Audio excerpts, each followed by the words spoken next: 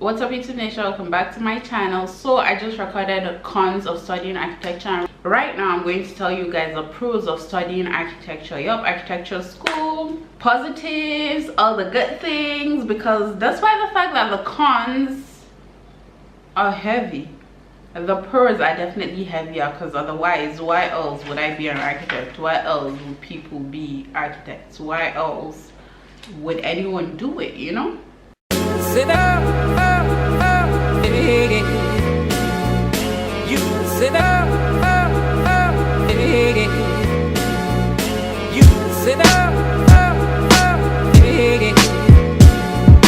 You sit up, hey.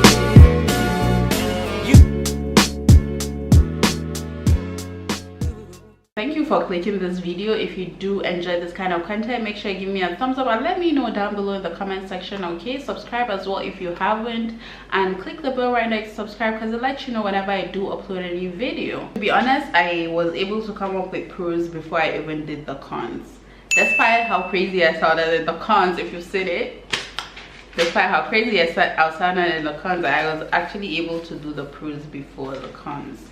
So the first pro I would say is the fact that it's creative. So it allows you to be a creative person. If you're a creative person, if you're someone who likes to, you know, create things, invent things, think of like the most ridiculous things and try to, you know, make something out of it, then you're definitely going to really enjoy this, because you're going to, like, you can create something out of, your concept could be, I've done projects where my concept was a stem.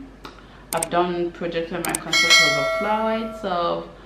I've done a maze, like whatever it is where you just transform, morph it, you know, and stuff like that, and just let your brain let loose. So it allows you to do that. It allows you to express yourself in a creative manner, basically. Which leads me to my second pro. When you do study architecture, it's one of those things where your thoughts and your ideas, after being transformed and brought into life into like a proper solid design, it's something that can exist, something that people would build, and you can go and go out and you're just like, damn, I did that, I thought of that.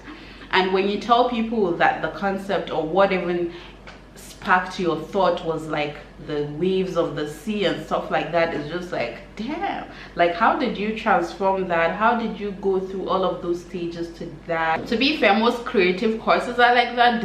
Any design kind of creative thing where you start off from point A all the way to a final product, it's kind of like that, but architecture lets you do that with building. So if you're kind of into that, then this is for you. You learn a lot. Listen, you cannot graduate from architectural school and be done. It's not possible. Like, it's literally not possible. Not only does the course push you in terms of creativity and stuff like that, you actually learn a lot. For instance, if you're designing a house for a doctor, you legit have to learn everything about doctors. What do they do? Like, you learn what they do within 24 hours of their day, because you're going to need that kind of information to translate it to your design. So I have to learn what time doctors typically wake up. Do they wake up? Are they those doctors that you call? You learn about doctors that you call randomly on call and they up and leave. You learn about, do they study at home, do they not study at home, do they spend more time at home, do they not, do they love being in their living rooms, do they do they eat, what time do they eat, what time do they come back home, what time do they, like, you need all of these things. I've done several projects that are just like crazy. I've done projects of turtles. I've learned about turtles. Like, I know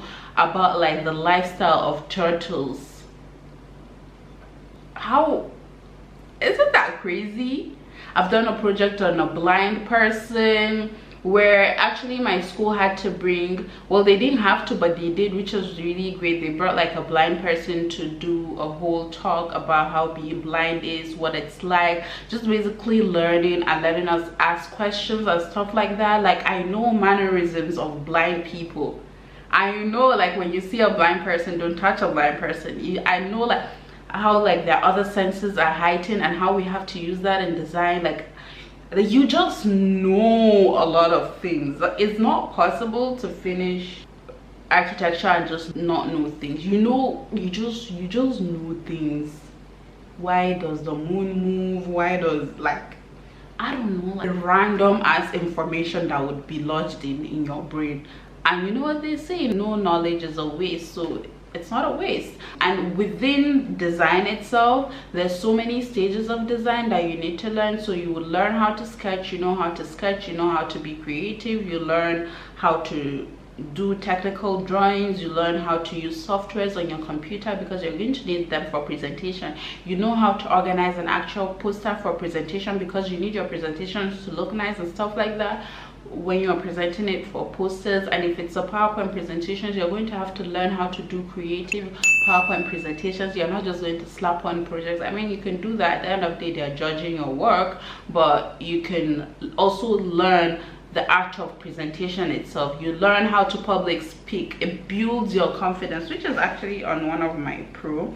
It definitely builds your confidence. So let's just trickle into that point. It builds your confidence because you're there explaining what your thoughts, how you moved from this to this, how a honeycomb was your concept for designing the call center, because when you walk into the call center, you probably like hear sounds and stuff like that. It makes you feel like, I don't know, now I just came up with a random ass concept, but you know how you like can explain things like you explain in front of thousands of people. There's no way it's not going to build your confidence, because usually when you go into a presentation, it's always like, this could go really bad or this could go really well. You're in between, you're a little anxious, but you still go there, you stand up confidently and you tell them this is this and this is why, and this and this, and they're going to take it and they're going to sit back and receive it and be like, damn, okay, that's good. But you had to go through that little bit of risk, that little window where they did not understand what you were saying, where you're just trying to talk and they're just like, I don't know what this person's saying, but eventually you get there and they're like, ah, I see it now. Like, you know, it also builds your confidence in like being able to explain yourself, even if it's not in front of a large group, even if it's like doing group works, doing things like that, working with people. It just builds you up and builds your character. The fourth is there's flexibility in the process. You're not just doing one thing. Imagine going to class, because sometimes we have classes. There are times I've been in class till like 8, 9. It happens, okay? But imagine being in that situation and all you have to do is sit and listen to one teacher just talk the whole time. Like, that will bore you out of your mind. So it is quite flexible in the sense that you could be drawing today, tomorrow you could be doing research, writing a paper, you could be painting, you could be out in the field, you can be out on the site. Like, there's so many things. I think till this day, this has also like built me in that sense, has contributed. I've always been this person, but like it has contributed a lot. I don't know how to do one thing for a long time. So even if I'm doing a project and I'm drawing and I'm tired of drawing, maybe tired of looking at my paper, I just move on to my computer and do the research part of it, where I have to just read and type. See, that's moving on to something. And if I'm tired of just sitting down and doing nothing, or being sitting down in one position, I can just move on to doing my models, where it's more physical, I'm moving my body and blah blah blah. Or if I have to go to site to take pictures, you have to, like, there's just so much to do, which enables you, like, you're doing this, you're doing that. I like it. You get bored in life anyways. It's like interchanging between activities where you're doing things, but like you're being productive, you're like doing different things, so it's giving you a break from activity A to B and stuff like that. So it's really good in that sense. And even more so if you genuinely love architecture, this is just going to be a blast for you. It's like, oh my god, I get to go to site, blah blah blah. I think 9 times out of 10 I do not want to go to site, mostly because it's quite sunny and I'm just like, I don't want to sweat. But by the time I get there, I'm like, yippee, we're out of school. The fact that we're just out there on site doing something historic, and where I live is quite a historic island, so there's so much. We did a lot of restoration projects where you go learn about the history of like building, why this building is there, why this is there, blah. I feel like I know the history of Cyprus. Like, it's crazy, because you need this kind of knowledge. This is what I'm saying, where you just know things. Okay, another pro is the fact that you have an interactive class. I feel like did I touch on this? I don't really remember, but like, it's quite interactive. You're not just sitting there listening to a teacher, or just sitting there doing your work. 7 out of 10, you guys are going to have group projects, whether it's long or it's short. It could even be for just the next 2 hours. Hey, put you in a group, do this, get this done. But you guys are still going to be in a group. You guys are going to communicate and stuff like that. And even if it's not a group project, you guys just, architecture in general is just like very interactive, whether it's in the office or in school. You just have to like interact, mingle. You see where other people are coming from, creativity and stuff like that, which is one of the reasons I believe they do presentations and stuff like that. So you see other people and see what they're thinking and stuff like that. You're not hoarding information. That's not the kind of, that's not, nobody is hoarding nothing. Like, you share,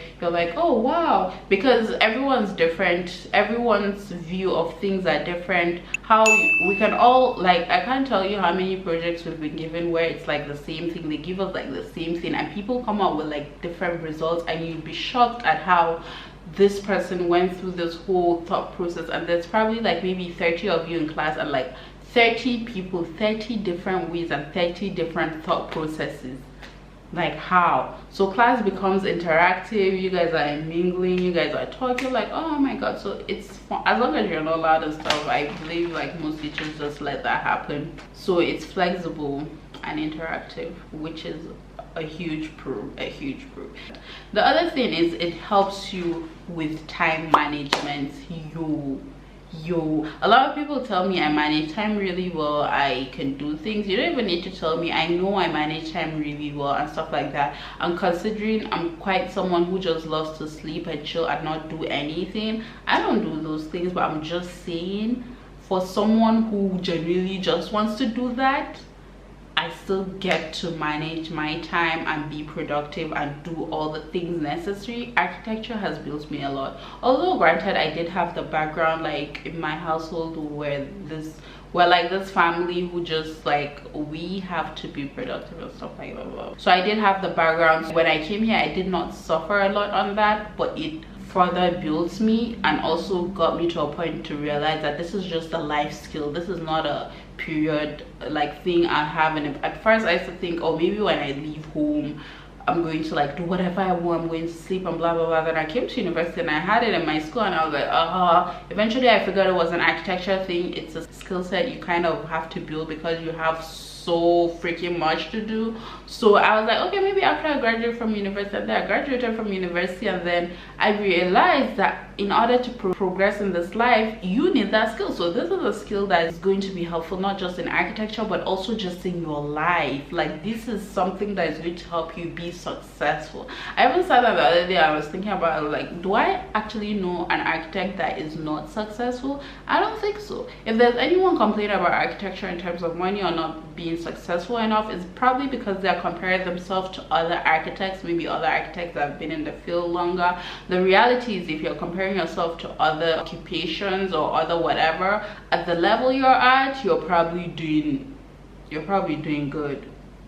You're probably doing good. It helps you be able to manage time, not just time, your emotions, stress, anxiety, everything. I feel like this point I mentioned the opposite of it in cons, because it will challenge you so much in those things that there's no way you come out of it. You just come out of it on top, and you come out of it being able to deal with those things. I know how to compartmentalize my emotions and like feelings and stuff like that. And I believe there was once I mentioned how I meditate. I don't meditate in the traditional way. I can literally be on the computer by my desk and I'll like cut off for like 5 minutes.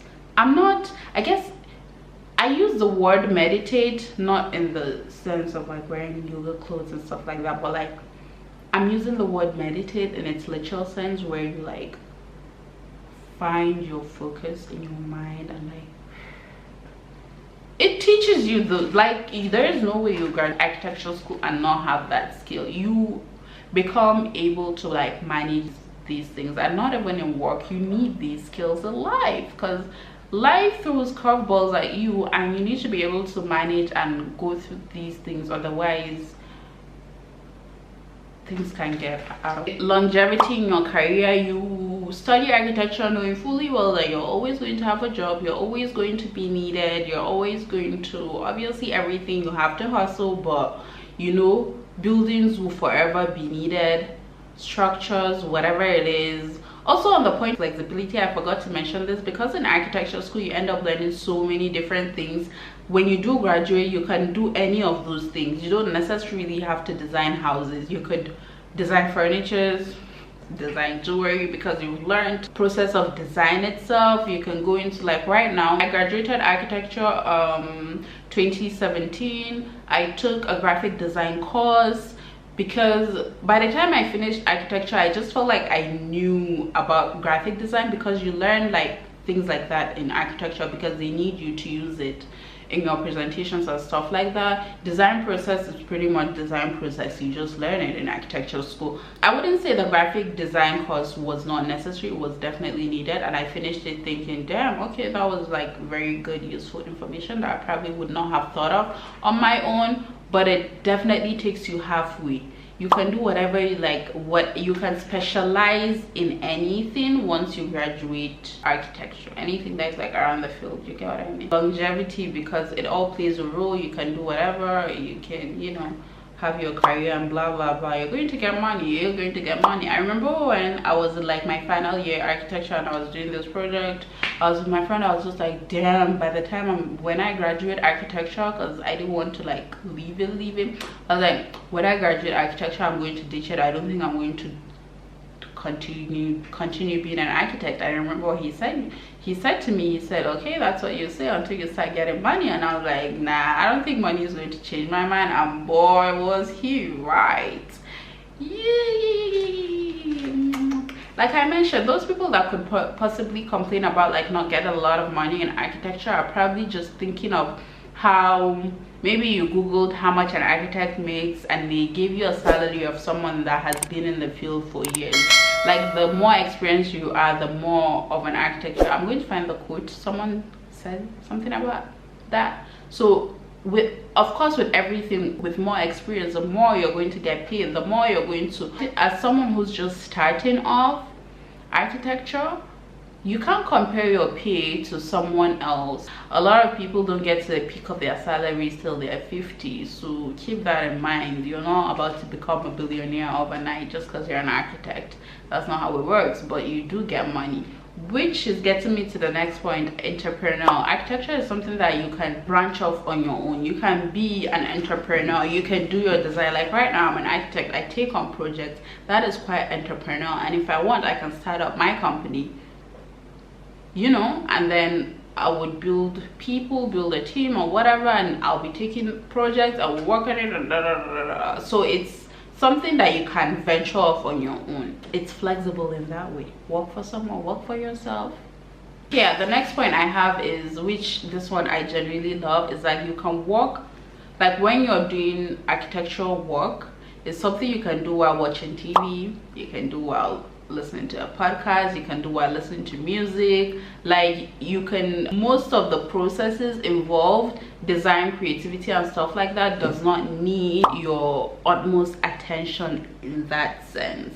I do that a lot. I draw and listen to music a lot.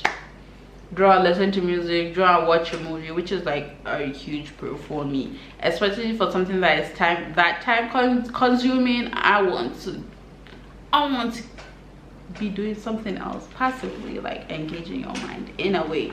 All right, the next thing is, it makes you socially conscious. You become socially aware. You're all of a sudden you're worried about people, their lifestyle, how they live, who they are. Like you just don't see the world the same anymore. Like people, the climate, weather, materials, recycling, like all of these things, just because becomes like your utmost goal. Because as an architect, when you're solving problems, these are like things you keep in mind. You're trying to solve, give the best socially responsible solution possible. Oh, I said a lot of words right there, but yeah. You become very empathetic. I guess that's the simpler, just like basic way to explain it. People, animals, everything, because you need to consider everything. so everything becomes important to you. So it makes you socially conscious. The last pro, which I believe is really great, is that if you do design a house and it gets built, think about it. Norman Foster has a building. Like, there are certain buildings I see that it's just the architect's name I remember, like Gustave Eiffel, the Eiffel Tower. Like, your structures and your buildings will outlive you, and if you do get the chance to do something as monumental as the Eiffel Tower or like things like that, it becomes part of your legacy, is what I'm trying to say. And even if it's not that grand, just knowing that you've served people in a way and it is still there, whether you're around or 100 years to come, like your structure still stands. It's like having a piece of you that you've done for someone, you've given to people, that will be cherished even long after you're gone, which is like so cool. Like, that's so cool. Like, your design or whatnot gets to last till the end of time, as long as it's built, as long as it doesn't get destroyed, you know. And if it's a monument, it will likely not be destroyed. Anyways, yeah, so those are the pros for me. And please, if you study architecture, let me know, what are your pros? Have you seen the con videos? I just felt like I needed to do something to counteract this. And then after this, I'll probably do a video explaining just tips and like things, advice basically, to counteract the con, to help you out with the cons. Because these are things that once you graduate architecture school, you're like, I wish I knew all the things I know now in the first year, because you would have moved swiftly, you would have been able to like get through with it and blah blah blah. Needless to say, I'm glad I did the pros, so you guys can also know this. Like, a lot of pros in studying architecture, otherwise no one would do it. Let me know if you guys are enjoying these videos. Don't forget to give me a thumbs up, comment whatever video you guys would like me to do, subscribe if you haven't already, you guys. Hit the bell right next to subscribe so it lets you know whenever I do upload a video, and I'll see you guys in my next video. Bye.